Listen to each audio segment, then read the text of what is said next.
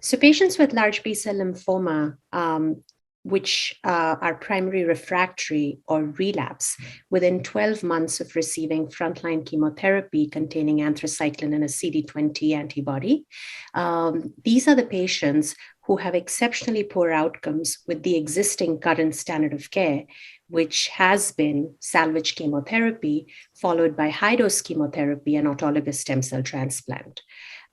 These high-risk patients, they very rarely go into remission with salvage chemotherapy, besides the fact that they have undue toxicity from salvage chemotherapy.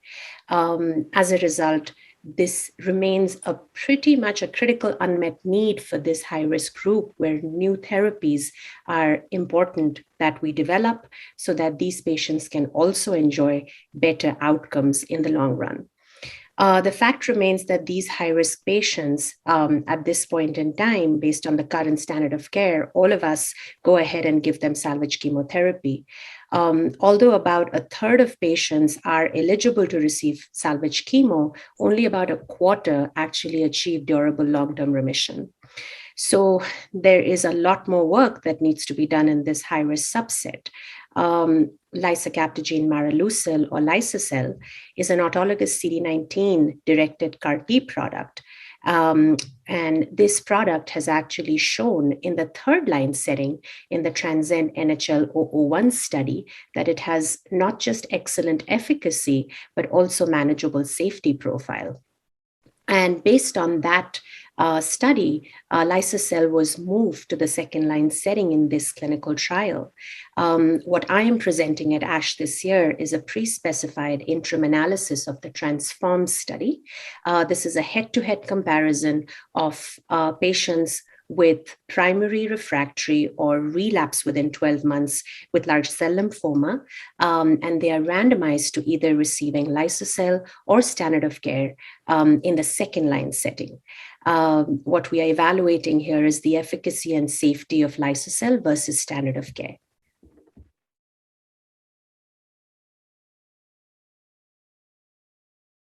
So the study design, in terms of the key eligibility criteria, patients had to be between the age groups of 18 and 75. They had to have aggressive non-Hodgkin lymphoma that was primary refractory or relapse within 12 months of receiving frontline chemoimmunotherapy. Their ECOG had to be at 1 or under 1, and they had to be eligible for autologous stem cell transplantation. The one thing to highlight in terms of the study eligibility was that secondary CNS lymphoma was allowed. Patients also did not need to have a minimum absolute lymphocyte cutoff for enrollment. About 232 patients were screened, of which 184 patients were leukapheresed. This formed the intention to treat analysis set. They were subsequently randomized to either getting Lisocel infusion or standard of care. On the Lisocel arm, they were allowed to get bridging therapy. Bridging therapy consisted of salvage chemotherapy that was available in the standard of care arm. On the other hand, on the standard of care arm, the patients could be treated with either RDHAP, RICE, or RGDP for 3 cycles. And then responders, which would include complete response or partial response, were followed by high-dose chemotherapy with BEAM and autologous stem cell transplant. Randomization was further stratified based on response to first-line chemotherapy, as well as secondary age-adjusted IPI score. Response assessments were then done at weeks 9, 18, and then months 6, 9, 12, 18, 24, and 36. The primary endpoint of this study was event-free survival, and event-free survival was defined as time from randomization to either death due to any cause, progression of disease, failure to achieve a response, 9 weeks post-randomization, or start of an antineoplastic therapy. There were key secondary endpoints of the trial, which were complete response rate, progression-free survival, and overall survival, as well as patient-reported outcomes, so PROs, and that data will also be presented by Dr. Abramson in a poster at ASH.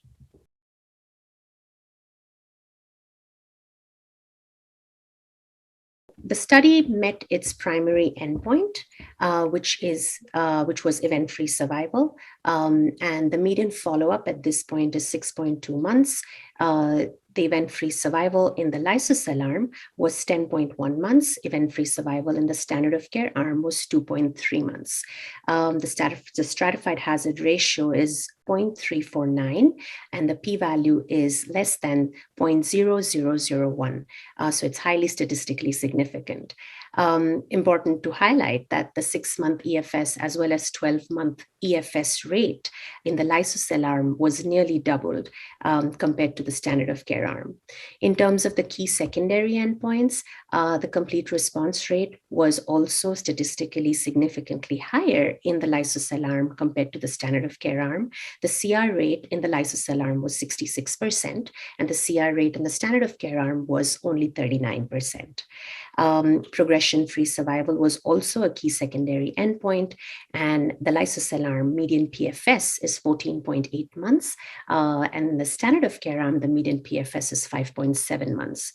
This is at a stratified hazard ratio of 0.406. Again, the p-value is statistically significant. It's also important to highlight that one of the other key secondary endpoints, which is the overall survival, at this point in the median overall survival in the Lisocabtagene arm is not reached. In the standard of care arm, it's only 16 months. This is at a p-value of 0.02, and the p-value that was set for analysis in the Transform study was at less than 0.012.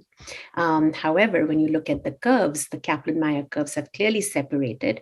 They are more going towards Lisocabtagene, preferring the Lisocabtagene arm. So it'll be interesting to see at the next data cut and with a little more follow-up what happens to the overall survival. But right now it looks like it's trending towards Lisocabtagene, and this is despite a crossover. So patients in the standard of care arm, if they did not respond to standard treatment, had the ability to cross over to the Lisocabtagene arm. Despite that, the overall survival looks like it's favoring the Lisocabtagene arm. So we are very excited to see what the overall survival looks like on further follow-up. In terms of safety, it was, the treatment emergent adverse events in both arms were comparable. And there was one death in the Lisocabtagene arm. There were 2 deaths in the standard of care arm. In terms of febrile neutropenia, the chances of developing febrile neutropenia was only 15% in the Lisocabtagene arm, was 24% in the standard of care arm. I think this is important to highlight that in terms of TEAEs of special interest, because CAR T-cell therapy comes with its unique share of toxicity, which is cytokine release or CRS or neurological toxicity. And some of the other products do demonstrate higher toxicity. It's important to highlight that in our study, in the Transform study, there were very few grade 3 CRS and neurological events. It is also extremely impressive to note that there were no grade 4 or grade 5 CRS or neurological events reported in the Lisocabtagene arm. Prolonged cytopenia was higher in the Lisocabtagene arm at 43%. As compared to standard of care. However, this did not translate into a higher grade 3 infection, which was actually higher in the standard of care arm at 21%. In terms of the cellular kinetics, patients that were treated on the Transform study, they had cellular kinetics that were very similar to those patients who crossed over to receive Lisocabtagene as third-line treatment. And the persistence of Lisocabtagene was observed up to 12 months after infusion, up to 11 months after infusion.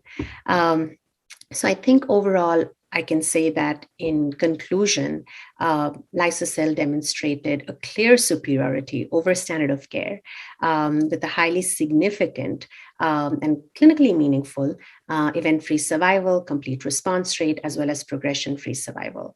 Impressive to note that the overall survival curves are separated and they are really going towards the Lisocabtagene arm. This is despite a crossover. Also interesting to highlight that the safety profile is very similar to what was, or consistent with what was reported in the third line setting. Again, very impressive impressive to note that there were no grade 5 or grade 4 events reported in terms of CRS or neurological events on the Lisocabtagene arm. So at this point, at a median follow-up of 6.2 months in this phase 3 randomized control study, Lisocabtagene improved outcomes as compared to salvage chemotherapy, followed by high-dose chemo and autologous stem cell transplant. Not just it not just met its primary endpoint, but some of the key secondary endpoints, and it exhibited an extremely favorable safety profile. So I think this study serves as a potential to change the standard of care that has been existent for nearly 2 decades, which is salvage chemo and autologous transplant. And we hope that this study provides support for Lisocabtagene to be the new standard of care for patients with high-risk large B-cell lymphoma who have relapsed in the second-line setting.